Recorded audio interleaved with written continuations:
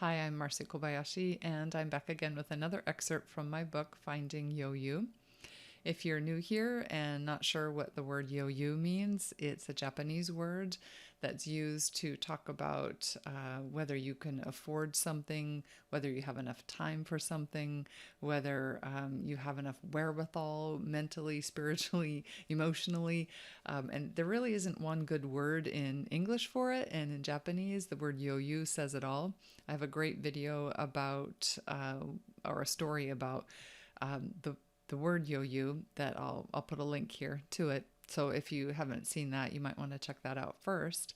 Um, the book is a memoir about the year that I that my father-in-law came to live with us. My Japanese father-in-law came to live with us in our condo here in Tokyo, and what it was like to discover that he had Alzheimer's, and during that same year to discover that my husband had stage 3 colon cancer. And in that same year, I was also trying to change careers, and I didn't have a whole lot of yo-yo, but on a lot of days I had more yo-yo than my husband did. Anyway, today I'm going to jump in where I left off last week with the section that I've been working on that's about elevators and going up and down. So I'll jump right in. Here we go. Growing up and living in a rural part of Japan where most buildings were only 2 to 3 stories, Otosan rarely used an elevator. Living with us, he had to use one every day, or at least on the days he went out for his walk. Otosan's 2 favorite destinations were the bridge and the park. He would walk down the road to the left until he got to the bridge, where he liked to look at the fish. Or he walked up the road to the right until he got to the park, where he sat on a bench people watching. Both destinations were a straight shot from our condo, so I had no qualms about seeing him go out for a walk. Though his brain was befuddled with Alzheimer's, he could still successfully get to either the bridge or the park and back home again. I knew I should be celebrating. Instead, seeing him out the door and watching him use the elevator, I had to bite my tongue not to stop and correct him. Everyone knew that if you lived on the 11th floor and wanted to go down to the ground floor, you needed to hit the down button. This was common sense. This was correct. But was it? Otosan always punched the up button, and a few seconds later, the elevator arrived to take him down. He got on the elevator, hit the button for the ground floor, and then the door closed, opened, and closed again before heading down. And once in a while, the elevator would take a detour to the 12th or 13th floor before going down. Otosan couldn't understand why the elevator didn't go down immediately. He sometimes complained about the elevator, but it wasn't a problem for him, only a minor inconvenience. After all, the elevator eventually took Otosan to the ground floor. Then, one day, when I went to the ground floor to check our mailbox, I saw Otosan come into the lobby on his way back from his walk. He stood in front of the elevator confused. He didn't see me, so I waited and watched. The elevator door was closed and there was only one button, the up button. Otosan stood there with his finger raised in front of the button. He looked up and down and all around. He kept his finger raised in front of the up button for about 30 seconds before he finally hit it. The door opened and he got on and went up to the 11th floor. Then it hit me. Otosan had been searching for the down button. He was looking at this machine from a different perspective. Instead of telling the elevator what he wanted to do, Otosan was trying to tell the elevator what he wanted the elevator to do. In other words, when Otosan was on the 11th floor and wanted to go down, he needed the elevator to come up. Thus, he punched the up button, and the elevator came up to the 11th floor so Otosan could then write it down. I was excited. I thought maybe Otosan's confusion about the elevator might be a simple misunderstanding. Perhaps it had nothing to do with Alzheimer's. I couldn't wait to explain to Otosan. I told Akira my discovery, and we both tried to reason with Otosan. Every time, Otosan would say, "Oh, really?" And it seemed like he understood. Then the next day, he would hit the up button again when he wanted to go down. Seeing his father hit the up button in order to go down irritated Akira. He had no patience for his father and often yelled at him. if they were going out together, and especially if he caught his father hitting that up button. My excitement over discovering Otosan's misunderstanding about the elevator was short-lived. I soon learned that hitting the up instead of the down button was only part of Otosan's confusion. He regularly punched the buttons repeatedly, not understanding why the elevator wouldn't come right away. The door itself was a source of confusion too.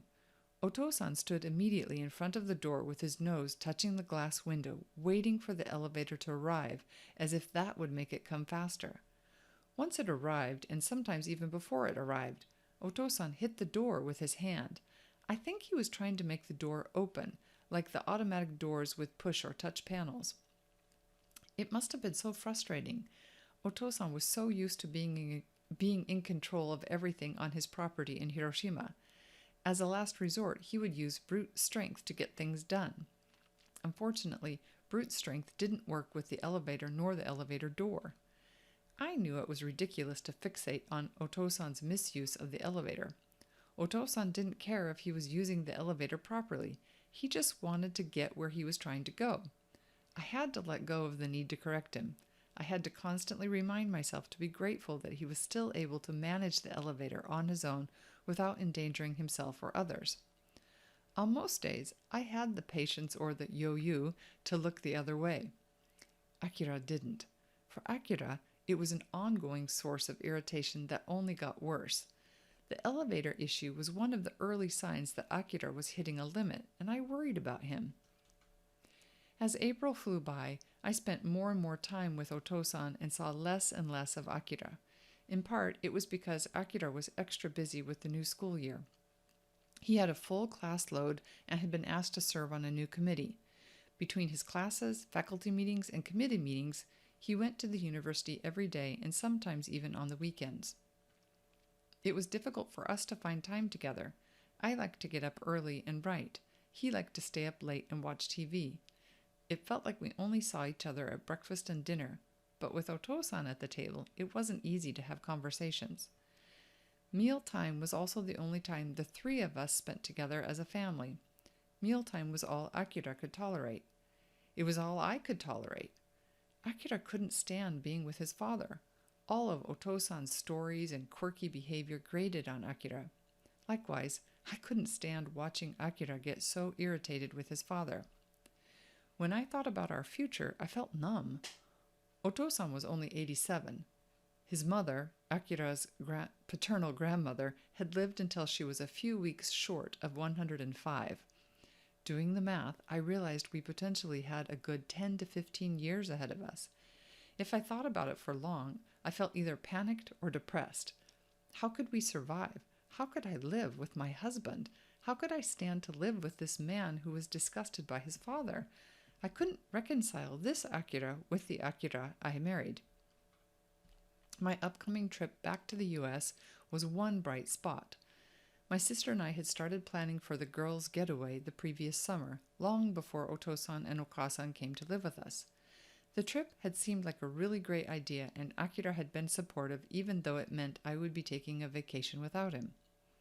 We hadn't taken many vacations together, let alone apart. Any time we got a break from work was during the holidays. We were always going to visit his parents in Hiroshima or my mom in Michigan. Now that his parents were living with us, vacations seemed like an impossibility. After we brought Otosan and Okasan to Tokyo, I think Akira forgot about the upcoming girls' trip, or perhaps he secretly hoped I would cancel it. Part of me wanted to cancel, but 6 other women were counting on me to come. Besides, I wanted to go. I talked boldly about how important it was for me to create and keep traditions with my American family. Even so, I felt angst about taking the trip. The problem was Otosan, or rather, the care of Otosan. Could he be trusted to get by on his own on the days when Akira worked late? Could Akira be trusted to take care of Otosan without getting angry at him? I wanted to protect both men from each other. Fortunately, Akira's brother was able to take Otosan for part of the time that I was going to be gone. He and his wife wouldn't always be available. It was okay for this time, but I knew it wasn't ideal, and we were going to have to find a different solution in the future. We told Otosan that he would get to go visit his younger son for a week and that maybe he would get to see his grandchildren too. They might even take him to pachinko. I didn't want Otosan to think he was being shuffled around, even though shuffling was exactly what we were doing. I did go on that trip and had a glorious time with my mother, sisters, and nieces. For Akira, it was the tipping point, and afterward he begged me to never leave him alone with his father again. Okay, that's all for today. I would love it if you subscribe to the channel so that you'd know whenever I post another excerpt. I usually post one once a week on Thursdays if you're in Japan. It's probably Wednesday if you're in the States or someplace else. And if you know anybody else who is a caregiver for somebody who has Alzheimer's, or later on as we get in the story to a caregiver for somebody who has cancer, then you might share the story. It might help. It might help them to know that there's somebody else out there who is going through a similar situation or has already gone through a similar situation. So that's all for today, and I will be back again next week with another section from the book.